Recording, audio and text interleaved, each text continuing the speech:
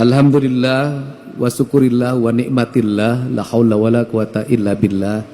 Allahumma sholli ala sayyidina Muhammad wa ala ali sayyidina Muhammad.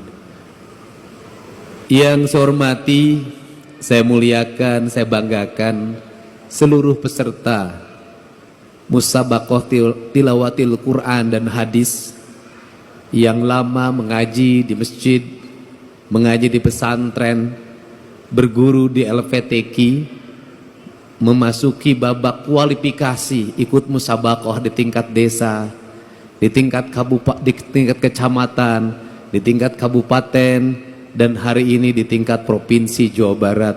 Saya ucapkan terima kasih atas ketekunannya mengaji, membaca Al-Quran, memasukkan dalam relung hati yang paling dalam, sehingga Al-Quran itu nanti menjadi indera keenam dalam setiap manusia yang beriman dan beramal saleh.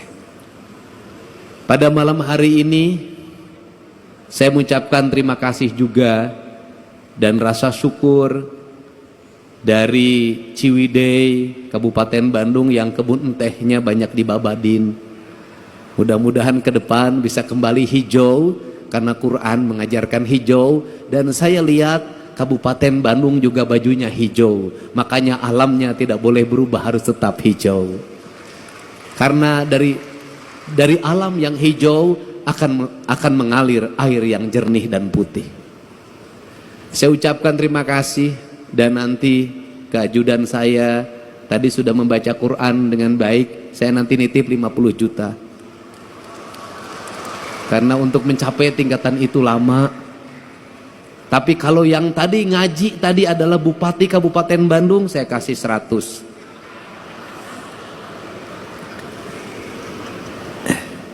Saya mengucapkan terima kasih juga pada Kang Maman Imanul Haq. Ini tokoh santri yang menjadi politisi yang tetap konsisten pada keislaman dan kesundaan yang saya tahu.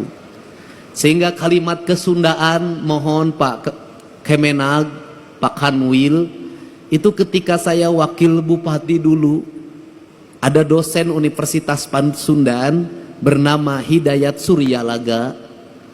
Dia menulis terjemah Al-Quran dalam rumpaka Sunda yang sudah disusun dalam bentuk mamaos, dan saya minta di tahun depan itu masuk menjadi salah satu cabang yang diperlombakan, yaitu mamaos dalam bahasa Sunda, tapi isi mamaosnya adalah terjemahan Al-Quran.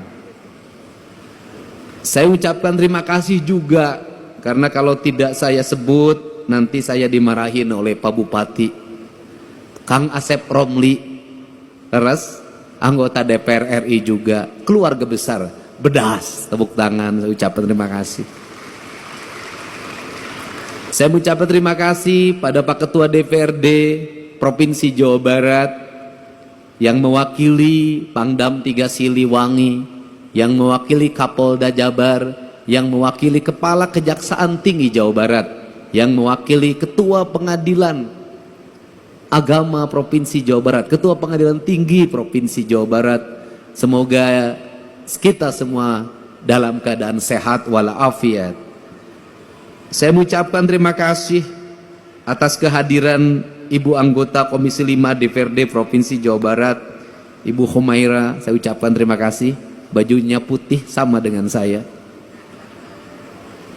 Para bupati, para wali kota yang hadir pada kesempatan malam hari ini beserta istrinya, mohon sabar, saya tidak akan dulu beserta istri sampai wangsit nanti datang. Pak Ketua MUI, saya ucapkan terima kasih atas kehadirannya. Para Ketua LVTQ yang telah sukses menyelenggarakan kegiatan ini. Seluruh tamu undangan yang berbahagia. Kita hari ini memasuki pada sebuah fase di mana kita mengagungkan Al-Quran. Al-Quran yang diagungkan oleh kita adalah Al-Quran yang dilihat dari sisi estetika pembacaan. Dari estetika pembacaan itu pada akhirnya akan lahir pemaknaan.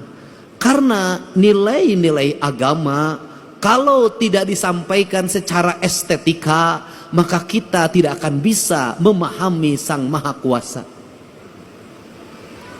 Kita ini sampai hari ini memaknai Allah, sujud pada Allah, itu baru sampai pada tingkat estetika, belum sampai pada tingkat hakikat, pada tingkat makna, pada makom spiritualitas yang tertinggi. Kita baru sampai pada tingkat estetik.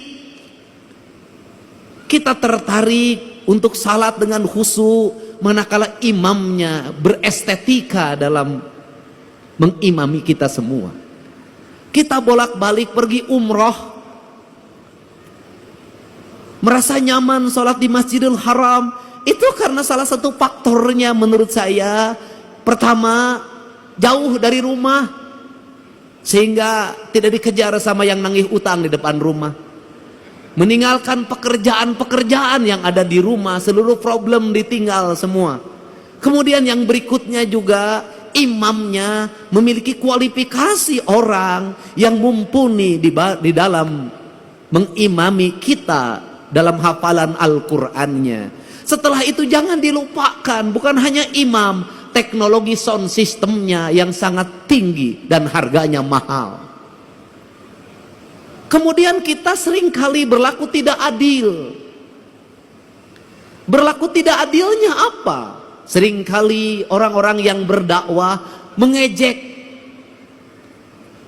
imam-imam yang ada di kampung kita, yang bacaannya tidak begitu sempurna,